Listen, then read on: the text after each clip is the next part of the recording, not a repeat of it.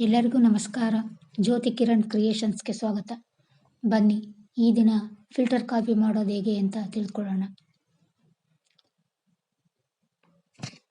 ಒಂದು ಪಾತ್ರೆಗೆ ಒಂದು ದೊಡ್ಡ ಲೋಟ ನೀರು ಹಾಕಿ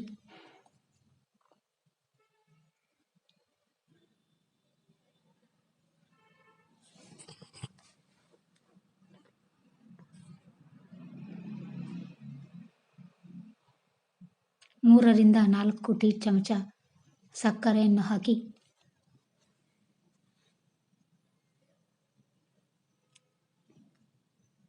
ಗ್ಯಾಸ್ನ ಮೇಲಿಟ್ಟು ಗ್ಯಾಸ್ ಆನ್ ಮಾಡಿ ನೀರು 1/3 ಭಾಗದಷ್ಟು ಆಗುವವರೆಗೂ ಚೆನ್ನಾಗಿ ಕುದಿಸಿ ನಂತರ ಆಫ್ ಮಾಡಿ. ಬ್ರೂ ಗ್ರೀನ್ ಲೇಬಲ್ ಕಾಫಿ ಪುಡಿ ಅಥವಾ ಯಾವುದೇ ಕಾಫಿ ಪುಡಿ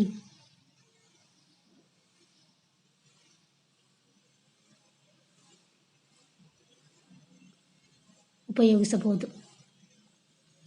ಇನ್ಸ್ಟೆಂಟ್ ಪೌಡ್ರ್ ಬಿಟ್ಟು ಕುದಿಸಿದ ನೀರಿಗೆ 3 ಅಥವಾ 4 ಟೀ ಚಮಚ ಕಾಫಿ ಪುಡಿಯನ್ನು ಹಾಕಿ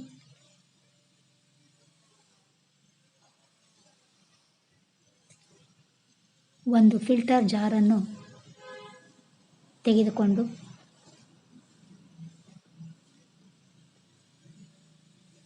ಜಾರ್ನ ಮೇಲ್ಭಾಗಕ್ಕೆ ಕಾಫಿ ಡಿಕಾಕ್ಷನ್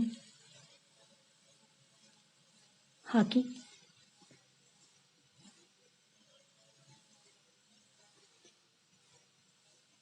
ಐದು ನಿಮಿಷ ಬಿಟ್ಟರೆ